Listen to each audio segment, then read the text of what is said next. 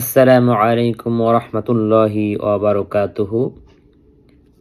আশা করি আপনারা সবাই ভালো আছেন।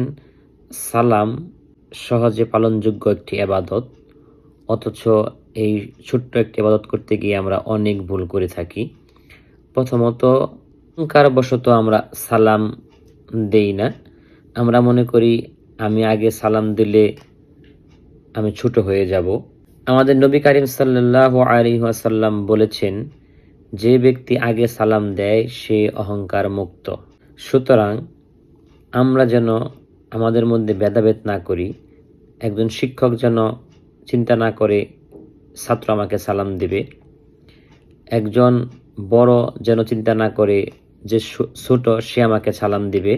সো আমরা এগুলো ভেদাভেদ না করে আমরা সবাই সবাইকে সালাম দিব ইনশাআল্লাহ। দ্বিতীয়ত, সালাম বিকৃত এবং অশুদ্ধভাবে দেওয়া। আমরা এখন বর্তমানে সালামটাকে আসসালামু আলাইকুম আমরা বিকৃত করে ফেলেছি। অশুদ্ধভাবে সালাম দেওয়া, অশুদ্ধভাবে সালাম দিলে এটা আমাদের গুনার কারণ হবে। আসসালামু আলাইকুম ওয়া রাহমাতুল্লাহ, আমরা এভাবে শুদ্ধভাবে সালাম দিব ইনশাআল্লাহ।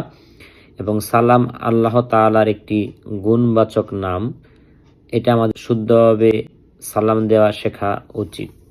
আরেকটি বিষয় হলো সালামের উত্তর না দেওয়া। আমরা একজন সালাম দিলে অনেক সময় যে কোনো কারণে হোক, অহংকার করে হোক অথবা অন্য যে কোনো কারণে হোক, আমরা সালামের উত্তর দেই না, অথবা শুধু মাথা নাড়াই যে ও আমি তোমার সালামের উত্তর দিয়েছি।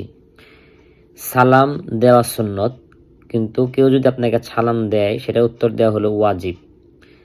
যদি আপনি কোনো কারণে সালাম উত্তর না দেন তাহলে আপনি গুনাহগার হবেন। তো তার জন্য ইনশাআল্লাহ আমরা সবসময় কেউ সালাম দিলে সেটা মুখ দিয়ে সালামের উত্তর দিব ইনশাআল্লাহ। আমরা শুধু আমাদের পরিচিত যারা তাদেরকেই শুধু সালাম দিয়ে থাকি, কিন্তু আমাদের নবী কারীম সাল্লাল্লাহু আলাইহি ওয়াসাল্লাম বলেছেন, এটা হলো বুখারীর একটি হাদিস, যে তোমরা সবসময় পরিচিত অপরিচিত সবাইকে সালাম দিবে ইনশাআল্লাহ।